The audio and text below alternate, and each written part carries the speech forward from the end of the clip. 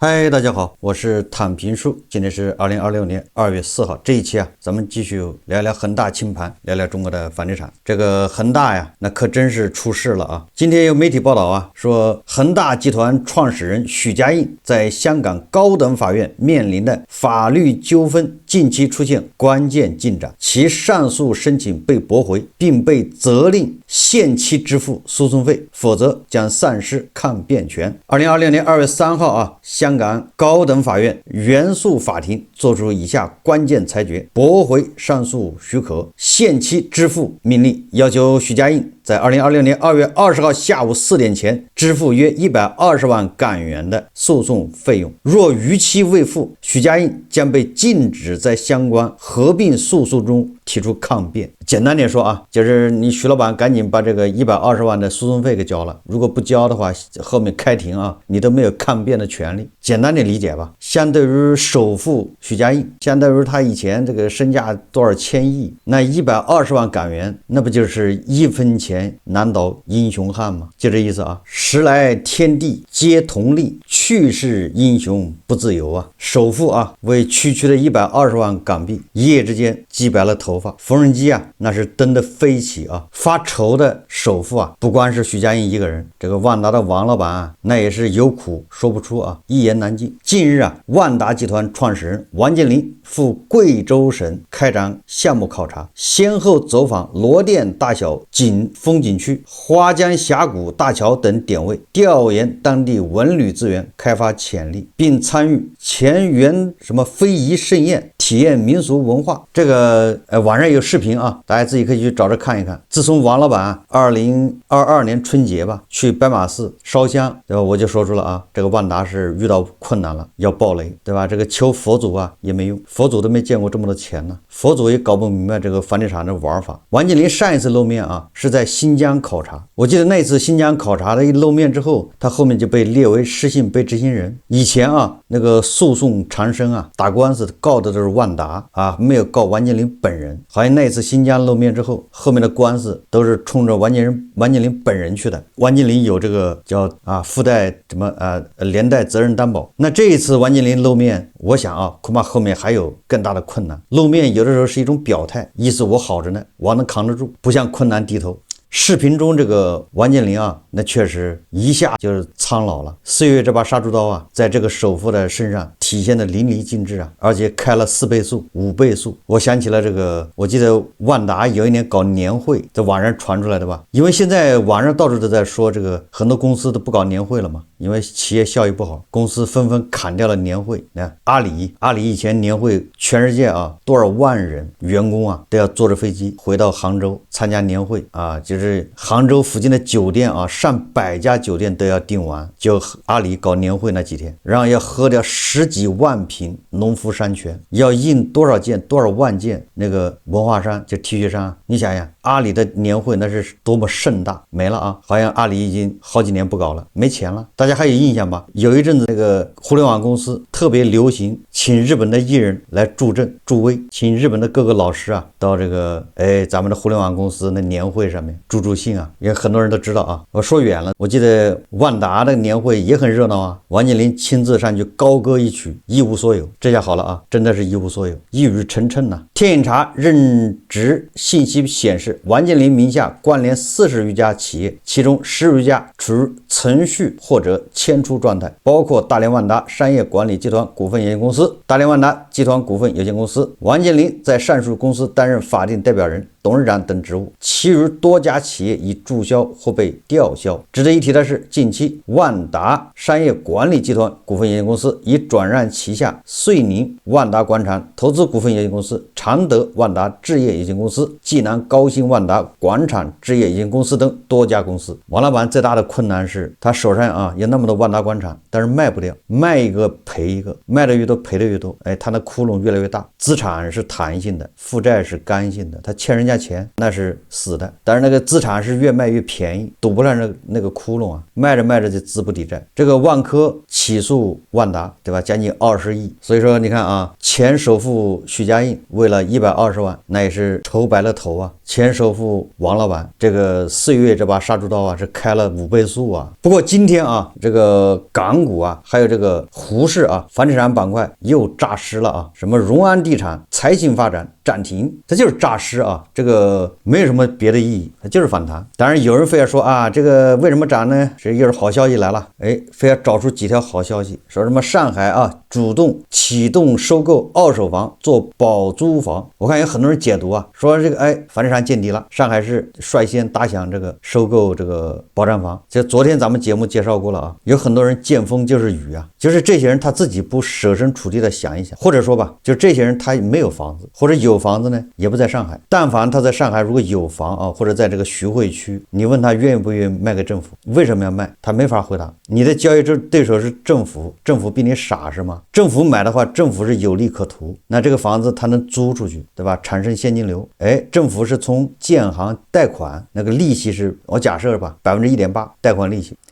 他這房子租金啊，租售比2%，這賬他就算過來了。那每年的租金正好還這個貸款的利息。這個有一個前提啊，就是租售比要合適。那既然租售比合適，那業主為什麼要賣呢？業主傻是嗎？而且你說啊，這個政府做的是保障房啊，你保障房就要便宜啊，你租出去還得便宜，便宜租售比還合適，那人家房東自己就不能租嗎？政府租售比能達到2%，那房東租那就3%了，因為人家房東是按市場價租啊，你政府对不对？保障房、保租房你都便宜啊。所以说啊，这些唱多的中介啊，很多所謂的專家，他連賬都算不明白，他自己不會設身處地的想一想，如果我手上有這麼一套房子，我該怎麼處理？最終啊，政府就是象徵性的收一些，主要用宣傳報道。昨天咱們也說了，人政府這房子要收多了，他不好管理，一個小區裡面10套8套的，一棟樓裡面就1套2套，你說他怎麼管？他怎麼往出租呢？完了你還得收拾啊，政府幹得了這事嗎？退一萬步說啊，這個搞法2年前在鄭州就已經搞過了，鄭州到現在也不說了。我記得2年前鄭州還狠狠的宣傳了一把。說到這個保租房啊，我們看看上海的租金，這個中指研究院公布的啊，2020年1月，上海市普通住宅平均租金81.5元每平米每月，其中靜安和徐匯分別達到115.55元每平米每月和109.76元每平米每月，處於上海第一梯隊。上海浦東新區租金81.64元每平米每月，處於上海第2梯隊。核心區租金堅挺，疊加房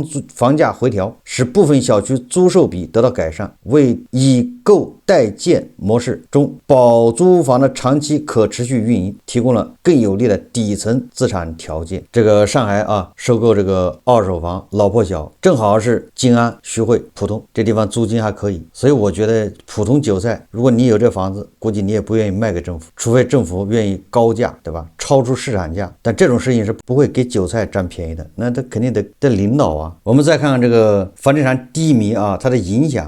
今天有很多媒體報道啊，說宜家降價也賣不動了。他這文章挺長的啊，我就簡單介紹一下。他說啊，宜家中國正在經歷一場28年來最劇烈的震盪。指的是宜家中國啊，在中國的宜家。2020年2月，這家曾被視為中產標配的北歐家居巨頭，一口氣關閉了位於上海、廣州、天津等地的7家門店，相當於其中國線下網絡的1/6。這一刀砍得夠狠啊！這一收縮動作背後是其連續4年下滑的在華營收。2024年財年，宜家中國營收只有111.5億，同比下滑7.6%，較2019年縮水近30%。這不僅是業績壓力下的斷臂求生，更折射出其與中國市場漸行漸遠的深層困境。引領生活方式到遭遇關店潮，宜家還有故事可以講嗎？具體的我就不看這個啊媒体說的啊，宜家说来说去，它就是一个卖家具的，在10年前啊，它是中产标配，很多人愿意啊，买了房子之後跑到宜家去淘一些家具，床啊、沙發呀，因為宜家總體上說啊，跟咱們中國人那個傳統的那種中式家具啊不太一樣，比較符合當時的年輕人的這種審美，也就是它是北歐風格嘛，就是比較簡約實用，而且呢，最主要是容易安裝，組裝特別方便，最主要的是安全呢，它沒有什麼甲醛，對吧？沒有什麼這個環保問題，所以它成了中產標配。它價格其實也不便宜啊，中式家具裡面水分太大，對吧？什麼實木啊，什麼紅木，什麼雞翅木，一大堆的吧，水流你也整不明白。完了之後呢，價格就是拋得很，所以啊，10幾年前的年輕人啊，買家具買了房子喜歡去宜家，宜家的各種燈啊，還有那些布藝，對吧？布草什麼的這都不錯。但是說來說去，它就是一個家具。那隨着房地產低迷，這個所有的家具行業都一樣的啊，無一幸免。紅星美凱龍、什麼居然之家，一大堆的吧，對吧？那家具企業啊，那個家具賣場都在苦苦求生啊，都破產幾回了。紅星美凱龍不已經破產了嗎？那宜家現在能扛到現在啊，它只是砍掉1/6的線下門店，它只是比高峰期啊下降了30%，它已經算不錯了，就是能扛得住，沒躺下，對吧？就恰恰說明它這個頑強的生命力啊，它在中國這種適應中國啊，你在這個大背景下，這房地產低迷這種背景下，你說家族企業它能逆勢起飛、逆風飛揚，怎麼可能呢？這是第一個。第二個就是咱們現在叫消費降級，消費降級就是有的人啊勒緊褲腰帶、咬緊牙關、狠心買一套房，人家也不打算大操大辦，對吧？能對付就對付了，對吧？沙發就選個差不多的，或者二手都行，能坐。床選一個，對吧？什麼席夢思，不想在這上面再花錢，這就是消費降級嘛，多簡單啊！所以你這個宜家你要打5折，那保證有人去買，撿便宜去了。所以還是要追求性價比。所以在我看來啊，這宜家算還可以，扛到現在都沒關門，只是砍掉1/6的門店。如果他想活下去啊，那就只能，對吧？看着房地產什麼時候能起來，哎，在這個時候那個價格最好更親民一點。你價格貴，你只有關門一條路。因為現在的年輕人啊，現在的年輕人早就祛魅了，對什麼品牌的吧，他不在乎了，人追求的是極致的性價比，便宜就是王道。那多少品牌在中國走了麥城，從奢侈品，對吧，到我們的茅台不都一樣嗎？從這個名表到所謂的古董字畫，都被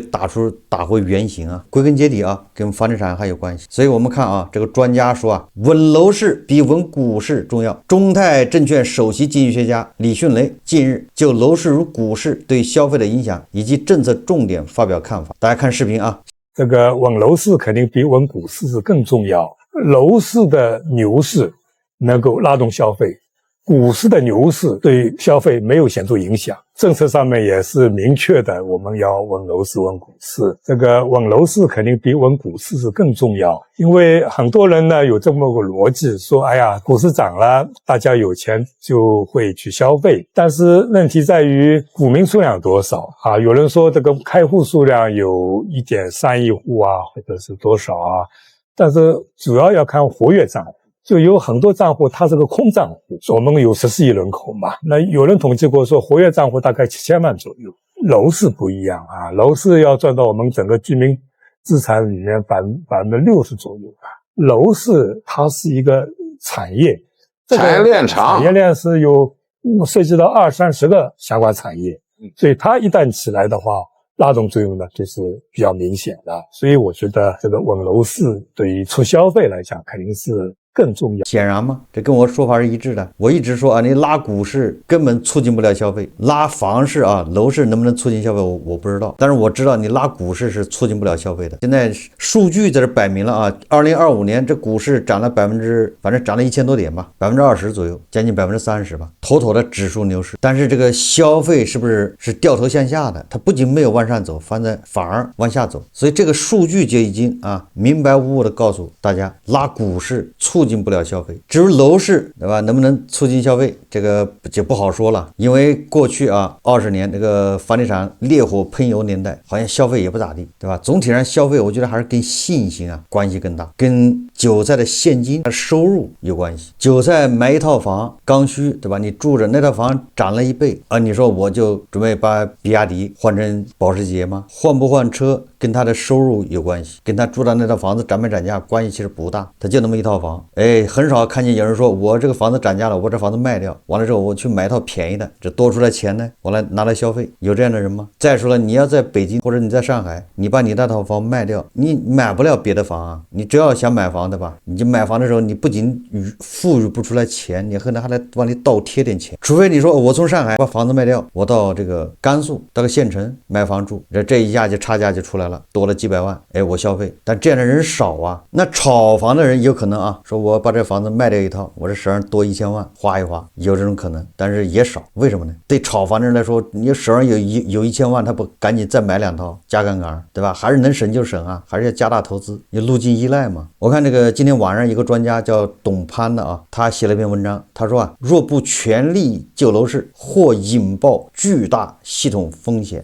首先啊，他這個結論呢也沒毛病，也就是說這個房地產再這麼跌下去啊，有可能會引爆巨大的系統風險。但問題是急跌還是緩跌？就如果把時间拉長看，那它還能再跌一跌，有什麼關係呢？怎麼就引爆巨大系統風險呢？慢慢消化掉了。如果說2026年暴跌，再跌一半，就是1年啊，那這個系統性風險恐怕就出來了。也就是說啊，如果是緩跌慢慢跌，保不齊還能跌個2年3年都不要緊。這個教授他認為啊，他說不救樓市聽起來像一句道德宣言。既然大部分人認為樓市過去有泡沫，有人投機，有人暴富，那就讓市場自行出清，優勝劣汰，痛苦一陣子，經濟反而更健康。持這種觀點的人還用一經落萬物生來論證樓市自然出清的好處。這個敘事很容易贏得掌聲，因為它滿足了人們對公平的直覺。但宏觀經濟不是道德法庭，它更像一套精密而脆弱的工程系統。你可以不喜歡某個部件，当這個部件承擔了系統支撐功能時，把它拆掉，垮塌的往往不只是該部件，而是整座橋或者整個大廈。所謂系統性風險核心含義並不是某個行業虧損，而是某個關鍵資產的價格下跌，會沿着金融槓桿與預期機制把損失擴散成全社會的信用收縮，從而導致整體經濟和社會秩序的大震盪。房地產之所以特殊，不是因為它神聖，而是因為它在現代經濟裡承擔着3重樞紐角色啊，就是房地產很重要唄，這個大家都能理解啊。房地產重要，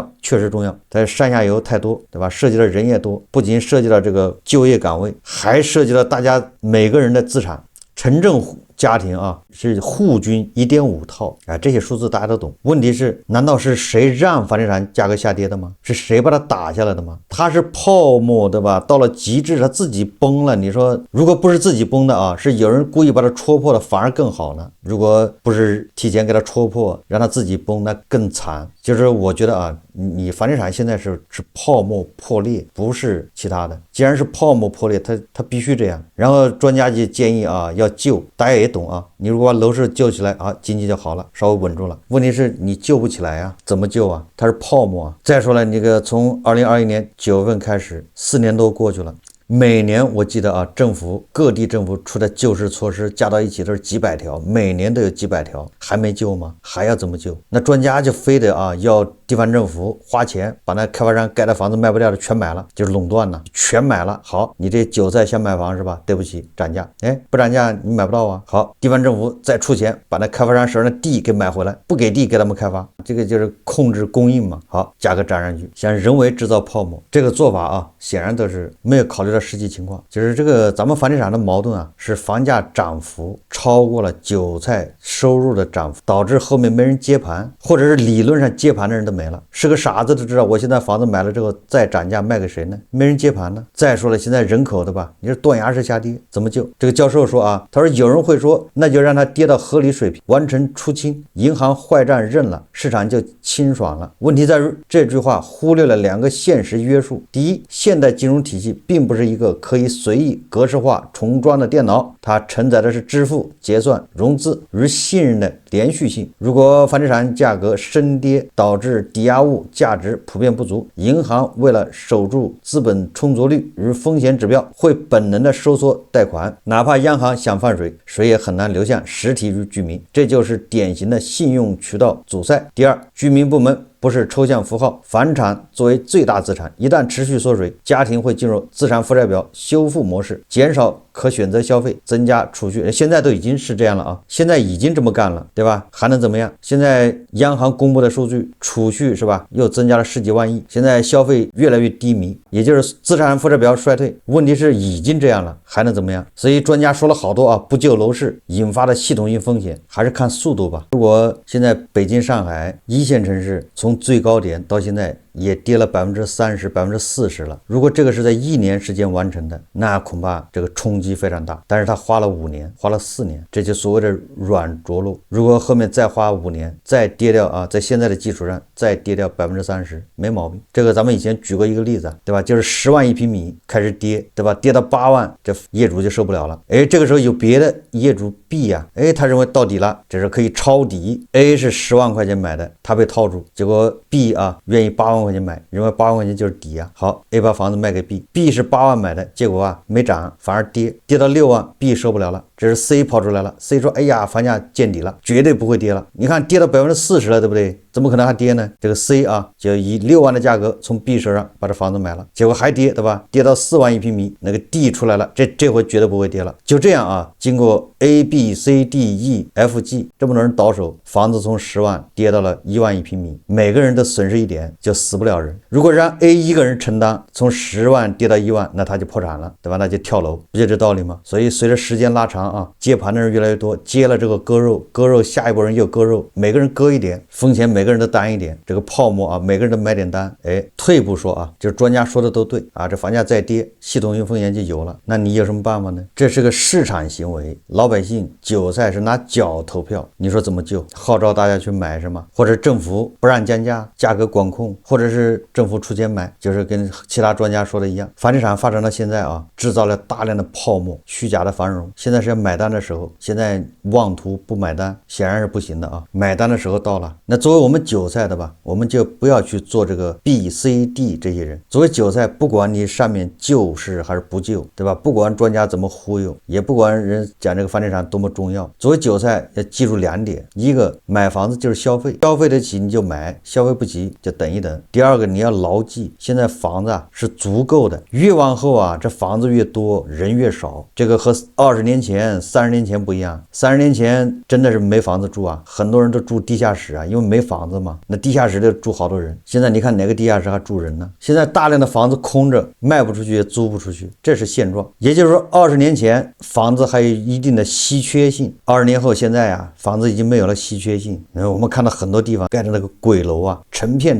的，到了晚上7點都沒有一盞燈亮。所以在這種背景下，你讓韭菜慌，說韭菜啊借錢去衝向樓市，不買來不及了，不買就吃虧了，這已經很難了。看看身邊的鬼樓啊，所以韭菜就應該心裡踏實。好，這期節目啊，咱們就聊到這裡，感謝大家收看。如果喜歡我的節目，歡迎訂閱轉發，也可以在下方留言評論，謝謝大家。